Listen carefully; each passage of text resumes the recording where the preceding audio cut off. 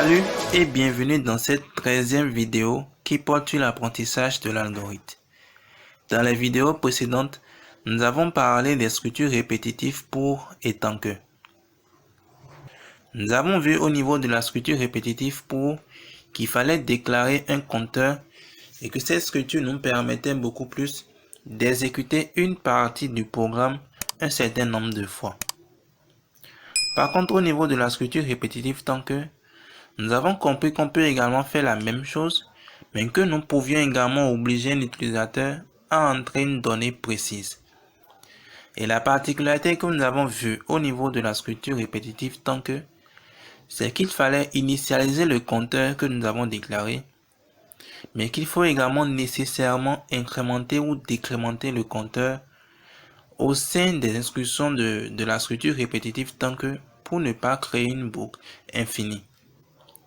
Et nous rappelons que quand on parle d'incrémentation lorsqu'on ajoute plus 1, et qu'on parle de décrémentation lorsqu'on fait moins 1, moins 1. Dans cette vidéo, nous allons toujours poursuivre, mais cette fois-ci, nous allons parler de la boucle répétée. Et la particularité au niveau de cette boucle, c'est qu'elle nous permet beaucoup plus d'exécuter d'abord dans un premier temps et pour une fois au moins, une instruction ou une série d'instructions avant de passer au test de la condition. Je prends le cas par exemple de l'exemple que nous avons fait au niveau de tant que nous allons essayer de le faire avec répéter et vous allez voir la différence qu'il y a entre les deux. Mais nous allons rapidement vous présenter sa syntaxe et sa sémantique. La syntaxe se présente comme suit. Nous commençons par écrire répéter. Ensuite, nous précisons l'instruction ou la série d'instructions que le système doit exécuter. Et nous ne terminons pas jusqu'à et nous précisons la condition entre parenthèses. Sa sémantique donne ce qui suit. Le système exécute d'abord l'instruction ou les séries ou la série d'instructions précisées au niveau de la boucle et passe ensuite maintenant à la vérification de la condition. Et quand la condition est fausse, le système reprend encore la même procédure et donc vérifie encore ou exécute encore les instructions en question et passe encore à la vérification de la condition. Et donc, le système fait exactement la même action jusqu'à ce que la condition soit vérifiée et passe maintenant à l'instruction suivante. La particularité à ce niveau, c'est que le système exécute d'abord au moins pour une fois l'instruction ou la série d'instructions précisées. Par contre, au niveau de la boucle, tant que la condition est d'abord vérifiée avant qu'on ne rentre dans la boucle pour pouvoir savoir si le système doit pouvoir continuer ou réexécuter encore le contenu de la boucle. Mais par contre, au niveau de la structure répétitive, répétée, le système exécute d'abord au moins une fois toutes les instructions avant de passer à la vérification de la condition. Et donc, vous pourriez savoir également quelle est la boucle que vous devez utiliser en sachant beaucoup plus le type d'algorithme que vous voulez écrire. Quand nous étions en train de parler de la boucle tant que, nous avons voulu écrire un algorithme qui permet à la personne de pouvoir récupérer un nombre strictement positif. Mais vous allez remarquer qu'on était obligé d'écrire d'abord un message pour demander à la personne de nous donner le nombre. Et après avoir précisé la boucle tant que, on était obligé de répéter encore ce même message une seconde fois et récupérer encore une seconde fois le nombre chez la personne.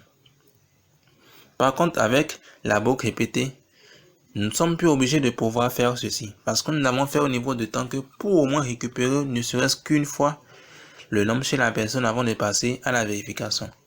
Mais par contre, au niveau de la boucle répétée, nous pourrions faire ceci en écrivant qu'une seule fois la ligne qui permet de pouvoir demander le nombre à la personne et une seule fois aussi la ligne qui permet de pouvoir récupérer le nombre. Alors, on va rapidement réécrire l'algorithme ensemble. Ça nous donne algorithme nombre positif. Déclaration de la variable déclarant le nombre qui est un entier. Début de l'algorithme. Répéter. Nous allons afficher entrer un nombre strictement positif s'il vous plaît. Nous allons récupérer le nombre. Nous allons maintenant passer à jusqu'à la condition nombre supérieur ou égal à 0. Nous allons afficher notre dernier message, merci, à très bientôt. Et nous allons ensuite fermer l'algorithme. Et donc, comme vous venez de remarquer, nous avons écrit les lignes qui permettent beaucoup plus d'afficher le nombre à récupérer chez la personne ainsi que le nombre même chez l'utilisateur qu'une seule fois.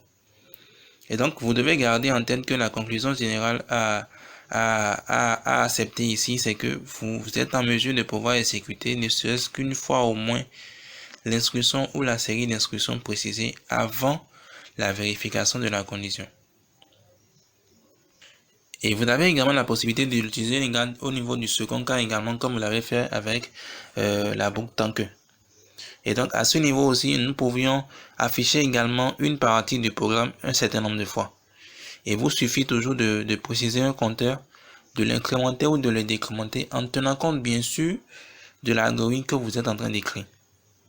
Tout est une question d'une suite bien ordonnée des instructions que vous écrivez. Alors, chers amis, c'est tout pour cette vidéo. Dans la vidéo prochaine, nous allons revenir sur quelques précisions importantes. Merci et à très bientôt.